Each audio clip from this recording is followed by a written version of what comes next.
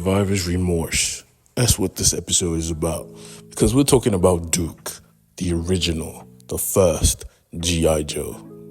If you've been following my Transformers series, you know that Transformers and G.I. Joe are both in an intertwined universe, and this is the first installation of the G.I. Joe aspect. If you want to catch up, go watch the Transformers.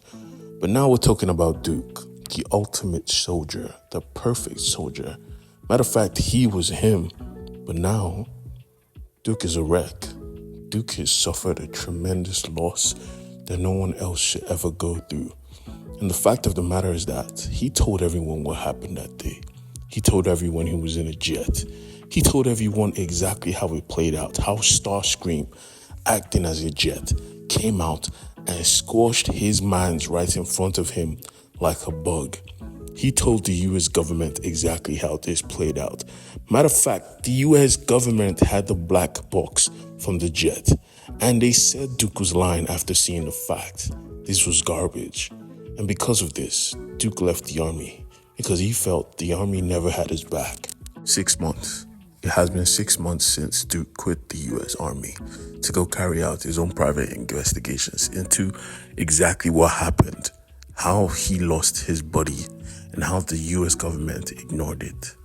And right now, he was going to link up with other people who have claimed to have seen UFOs.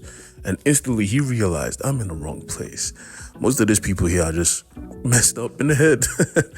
But one person stood out to him. Apparently, she was a doctor, a genius with a genius-level intellect, who previously worked for a company who was basically building futuristic weaponry. He was afraid that some of the tech she helped to create were going to be used for something nefarious. Duke realizing that after all this time, no one ever believed him, no one ever took him seriously, but she gave him a ray of hope that he was not crazy.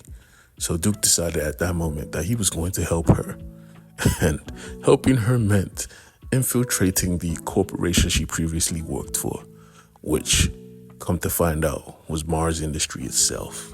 He let him know that this place security was locked up super tight. But Duke was like, nah, I was a man of war. I've gone to infiltrate places and bring out targets before. It shouldn't be complex. And in all honesty, it really wasn't. Because Duke was really him. He broke into that place clean and quiet, like an expert. Matter of fact, he broke in like Snake Eyes. Oh, I can't wait to see Snake Eyes in this universe. Anyways, Duke was swift. And what he saw, made him instantly suspect that Mars Industry was the one who built the Transformers, which was incorrect. But before he could see any more, he was stopped. A big behemoth grabbed onto his neck, but Duke was not no pussy. He broke out of the grip and attacked and told the soldier stand down. But the soldier just laughed. Even after Duke drew blood first, he was not impressed.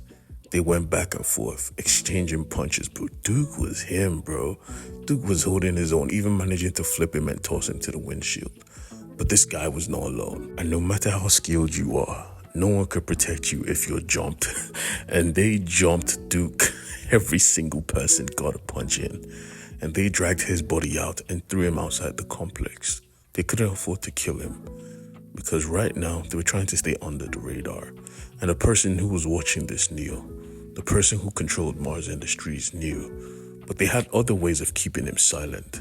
Because just as Duke was getting back to the scientist department, he realized that the door was broken open. Knowing something was up, he creeped in slowly, only to find a mountain of corpses. Every single soul, every individual that was at the party was dead, including the scientist herself.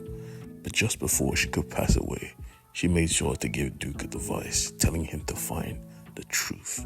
The next second, the police came crashing through the doors, telling Duke to freeze. He put up his hands, showing that he had no weapons. But nah, this wasn't no police force. This was a professional kill squad. They stepped in and opened fire, blasting Duke. But he was quick. He managed to dodge some bullets, but not all of them. Escaping through the window, he dived into the street.